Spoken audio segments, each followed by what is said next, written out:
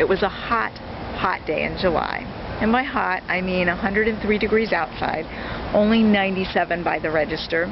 The store was mobbed. It was a Saturday, and for some reason the heat did not deter people. They knew we weren't air conditioned, and they came anyway in droves. I was called to the parking lot for an incident having to do with paint, because a lady had bought a can of paint from us and spilled half the gallon on her foot and into the parking lot.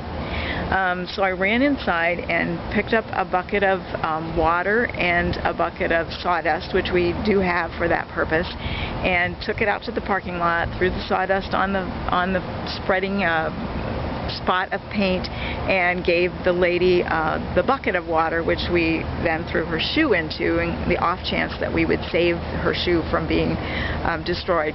But immediately then she started doing the little hot foot dance, because her poor foot then was having no place to land except on the probably 110-degree parking lot. So we quickly cleaned things up as much as we could to get her off and on her way before I finished trying to do the best I could cleaning the sautéing paint from the parking lot, which is still there, by the way.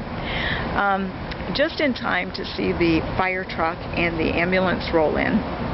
And they had been called because a gentleman, an elderly gentleman who was quite overweight, had come and actually collapsed between the time that he tried to get out of his car and into his wheelchair to come and shop at the Restore.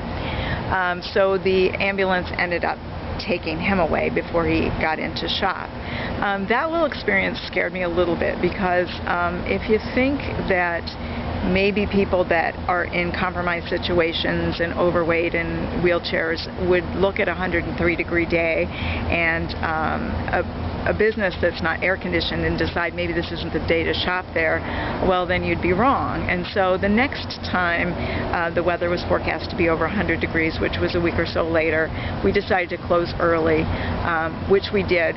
We sent out an electronic news postcard and let everybody know, let the customers know, and they were very understanding about why we were doing that.